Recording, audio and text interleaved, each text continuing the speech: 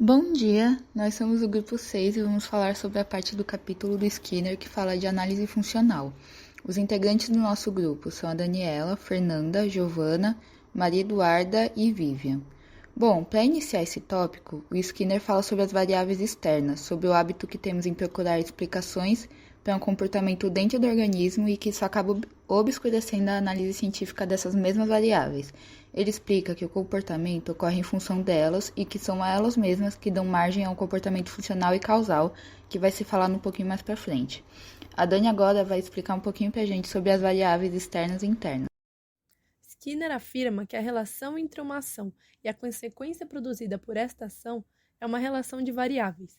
Estas que são chamadas de variáveis externas, elas que dão margem ao que pode ser chamado de análise causal ou funcional, que é utilizada por Skinner.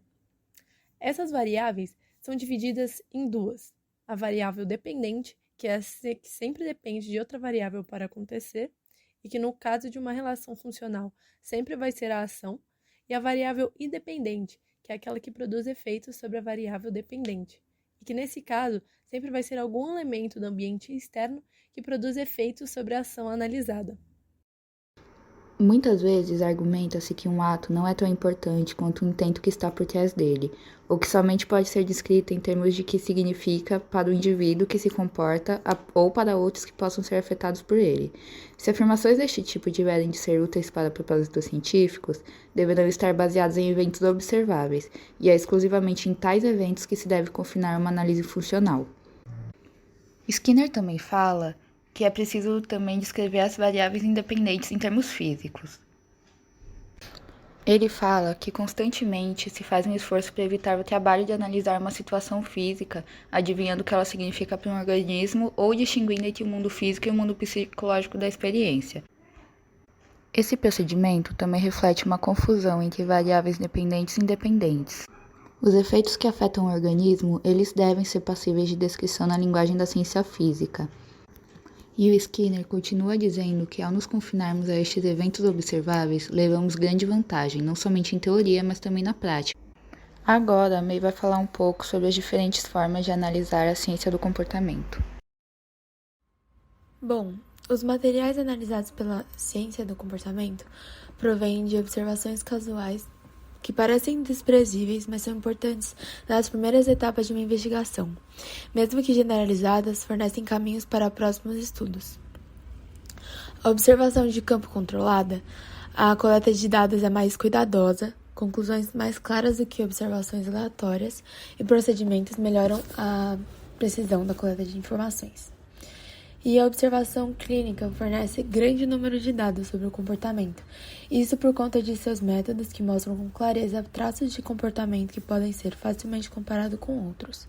Mesmo que estes sejam pessoais, se apresentam alguma característica excepcional do comportamento, podem ser utilizados para análise de estudo. Além disso, os materiais analisados também provêm de observações do comportamento, que são realizadas através de pesquisas industriais e militares, por exemplo. Essas pesquisas são feitas com muita rigidez em grande escala, mas mesmo com a sua precisão, diferem da observação clínica e da de campo pela utilização do método experimental.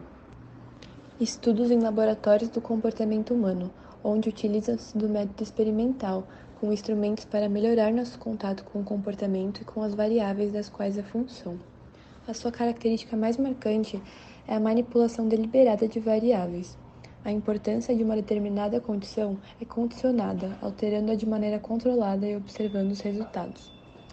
O laboratório também oferece a melhor oportunidade para obter resultados quantitativos em uma análise científica. Entretanto, a precisão nas medidas é às vezes obtida às custas da irrealidade nas condições. O estudo do comportamento dos animais também traz resultados úteis, já que observam-se os mesmos princípios básicos do comportamento humano, mesmo esse sendo muito mais complexo. Então, se estuda o comportamento dos animais justamente por ser mais fácil de descobrir quais são os tais processos básicos, por não ter as observações prejudicadas pela relação social entre o sujeito e o observador, e por ser possível fazer um maior controle das condições das experimentações. Após a análise e descrição da proposta de Skinner para que seja realizada uma análise comportamental, conclui-se que sua teoria é baseada na ideia de que o aprendizado ocorre em função de mudanças no comportamento manifesto. Essas mudanças são resultado de uma resposta individual a eventos que ocorrem no meio. Assim, uma resposta produz uma consequência. Muito obrigada pela atenção.